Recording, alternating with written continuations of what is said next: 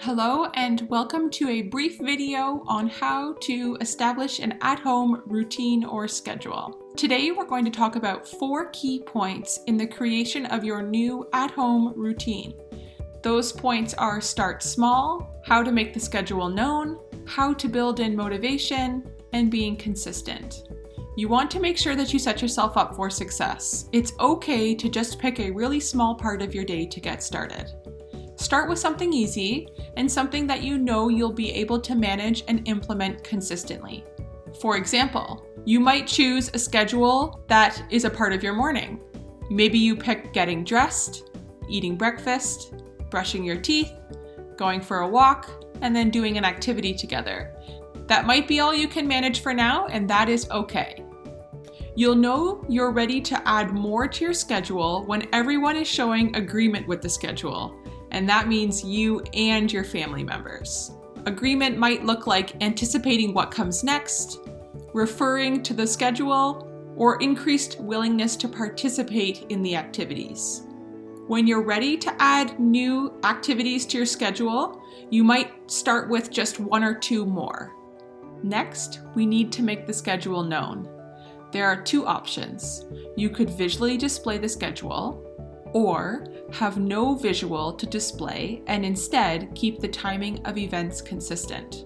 It's 9:10, time for snack. The option you choose should depend on how your child learns best. There are many ways to display your schedule, and that doesn't necessarily mean they have to look perfect. You might choose a visual with pictures and words. You might choose to write this on a lined piece of paper or a scrap piece of paper, or you could even use things like sticky notes. Then you can decide if you keep the activities consistent or if you switch up the activities day to day. Some people thrive with variability. They like a schedule but prefer a variety of tasks within the schedule. Or some people may require consistency in activities in order to have opportunities to practice and to learn. The last component you will need to consider is how will you direct your child's attention to the schedule?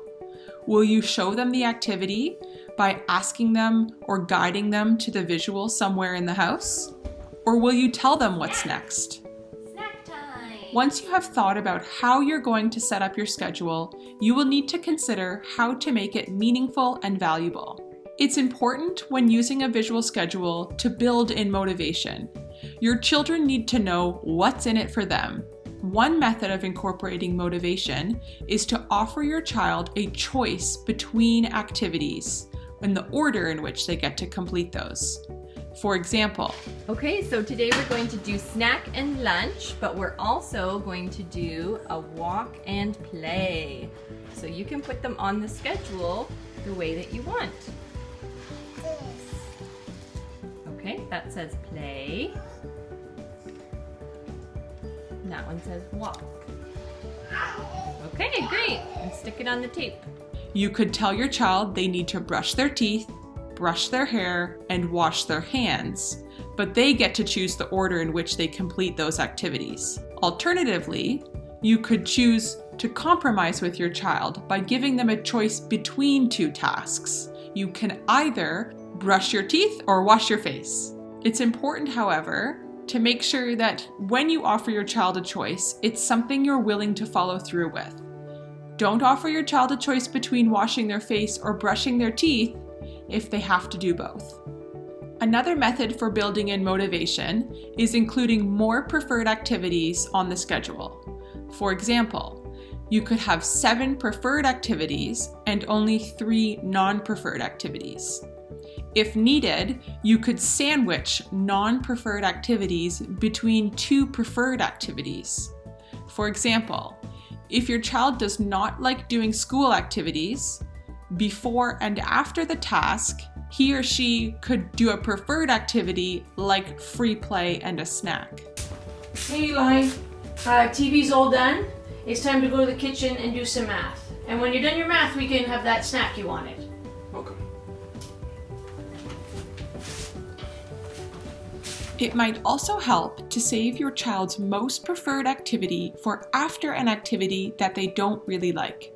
For example, if they love coloring but they hate going on a walk, you could show on the schedule that coloring will happen after the walk is done. By putting the most preferred activity after the non-preferred, we can increase the child's motivation and willingness to do the non-preferred activity. It is also important to be consistent so that you and your child understand the expectations on a daily basis. Some children find it difficult when their schedule changes and they're being asked to do something new. The first time you have your child follow a schedule, you might receive some resistance, but it's important to follow through with the schedule every day and to practice. As the child understands what is expected of them, that resistance should decrease.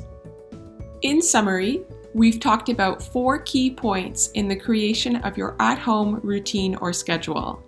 As a quick review, those 4 points were: start small, how to make the schedule known, how to build in motivation, and how to stay consistent.